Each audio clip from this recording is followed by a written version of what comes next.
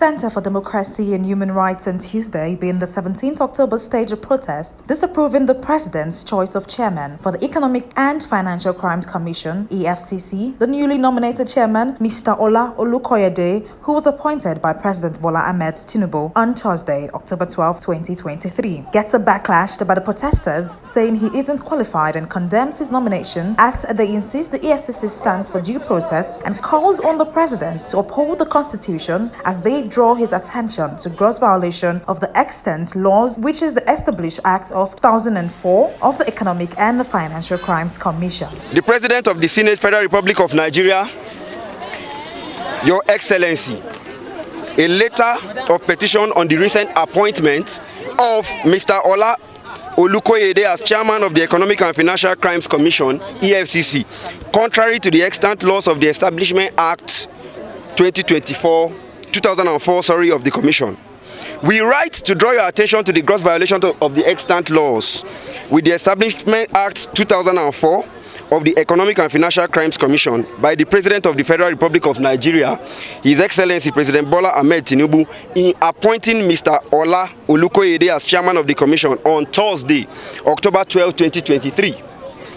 The action of President Tinubu in making the appointment of Mr. Olukoyede into such a high office with enormous responsibility as the chairman of the EFCC in flagrant breach of the provisions of the laws of the parliament is contrary to the oaths he took on May 29, 2023 to protect and defend the laws of Nigeria. As the demand that the president is to be seen strictly abiding by the law before appointing a chairman for the commission. They also implied that the president is not to show wrong precedents for successive administration in making his appointment, which can likely slip the country into a state of lawlessness. And the law states that the provisions of the EFCC Establishment Act 2004 states that 1. The commission shall consist of the following members. 1. A chairman, who shall be the chief executive and accounting officer of the commission. 2. Be a serving or retired member of any government security or enforcement agency not below the rank of assistant commissioner of police or its equivalent. 3. He must possess not less than 15 years cognate experience.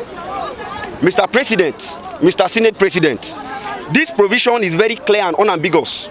The functions of the EFCC are not civil in nature.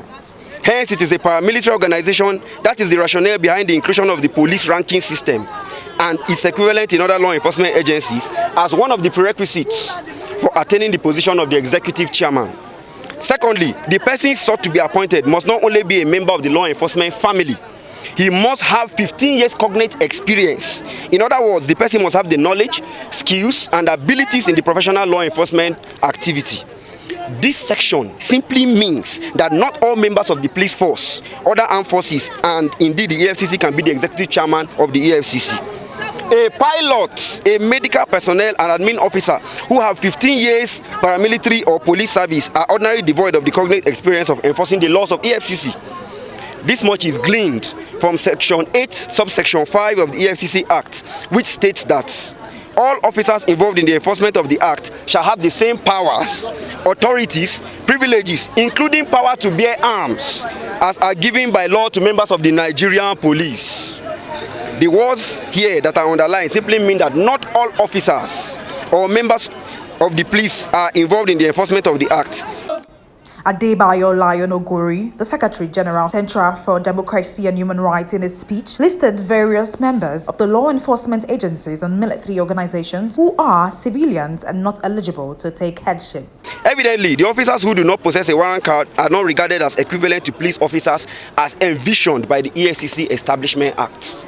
To put it in context, there are various members of the law enforcement agencies and military organizations that are civilians and cannot take on the headship. Examples of these abound in the Nigerian Army and the Nigerian Police. A person who serves in the EFCC as chief of staff, a personal staff of the chairman or secretary, has no law enforcement training as envisioned by the EFCC Act. Just like the Inspector General of Police may consider appointing a non-police personnel in his office to carry out certain work. That does not make the civilian a member of the police force in the context of the appointment to the headship. Also, a civilian pay officer who works with the police does not become a member of the police force in the context of appointment as IGP. Any appointment that is contrary to the provisions of the extant EFCC Establishment Act is an assault on the National Assembly. That is why we are here, which is the constitutional organ responsible for making laws. He as well went down in line to remind us of the position Mr. Ola Olukoyede had filled over the years and stated his reasons why they find him not qualified to be in the position as chairman, as he calls on the president to use his office to give the appointment the proper scrutiny it deserves. He, Mr. Olukoyede, was appointed as the chief of staff to the SY chairman of the EFCC, Mr. Ibrahim Magu, and served in that capacity from 2016 to 2018. He was later appointed the commission secretary and he served in that capacity from 2018 to 2019 before he was suspended from office. And we gathered that he and some indicted principal officers were never reabsorbed back to the commission.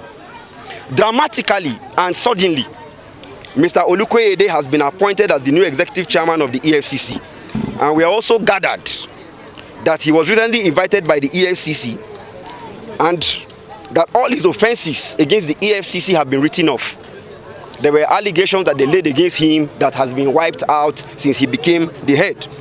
While his salaries and benefits suspended have all been paid even while he was on suspension.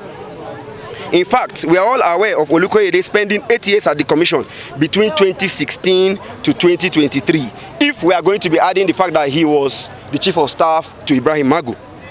We also query how he manufactured additional 15 years experience as required by law in section 2 subsection 1 paragraph 3 of the Economic and Financial Crimes Commission. Did he manufacture the 15 years? Did he manufacture the 15 years? No.